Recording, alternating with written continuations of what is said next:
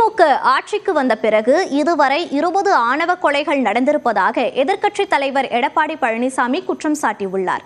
சிவகங்கை மாவட்டம் மடப்புரம் கோயில் காவலாளி அஜித்குமார் காவல்துறை விசாரணைக்கு அழைத்துச் சென்றபோது உயிரிழந்தார்.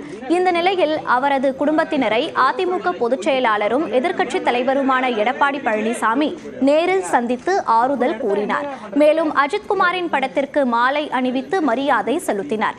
பின்னர் செய்தியாளர்களை சந்தித்த அவர் யாரோ கொடுத்த அழுத்தத்தின் காரணமாக தான் காவல்துறையினர் அஜித்குமாரை கொடூரமாக தாக்கியதாக குற்றம் சாட்டினார். இது காவலர்களாக இவ்வளவு பெரிய தாக்குதலை ஏற்படுத்தியிருக்காரா என்று சொல்லுகின்ற போது ஐயம் ஏற்படுகின்றது, சந்தேகம் ஏற்படுகின்றது.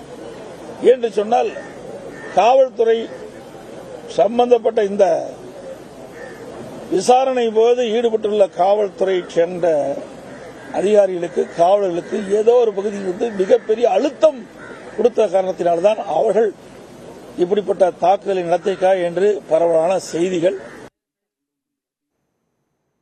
தொடர்ந்து பேசிய அவர் தமிழ்நாட்டில் ஆணவ கொலைகள் அதிகரித்திருப்பது சட்டம் ஒழுங்கு சீர்கெட்டதற்கு சான்று என்று கூறினார்.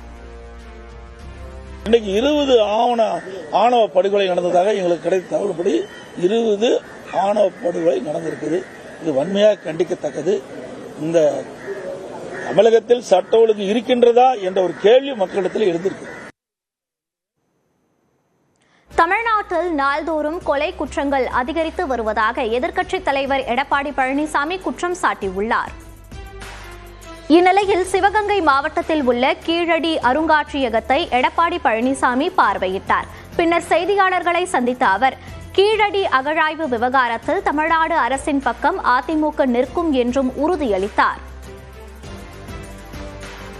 அனைத்து இந்திய அண்ணா திராவிட முன்னேற்ற கழகத்தை பொறுத்த வரைக்கும் தமிழுடைய பெருமை உலகத்துக்கு பறைசாற்றுவதுதான் எங்களுடைய நோக்கம். இப்ப இது கேட்டுக்கிறாங்க, அதை கொடுக்கலைங்கிறாங்க. இதில் என்ன முரண்பட்ட கருத்து என்று தெரியல. எங்களை பொறுத்த வரைக்கும் அனுமதி கொடுக்க வேண்டும் என்பதை எங்களுடைய விருப்பம். ஆனால் அவர் கேட்கின்ற விளக்கத்தை இவர் கொடுக்கப்பட வேண்டும். முதல்ல என்ன விளக்கம் கொடுத்தாங்க, அவர் என்ன விளக்கம் கேட்டாங்கன்னு நாங்க அரசியல் இன்னைக்கு ஆட்சி அதிகாரத்தில் இல்ல. இருந்தாலும் இந்த கீழடியில இந்த மாநில அரசு கேட்பதற்கு நாங்கள் துணை நிற்போம்.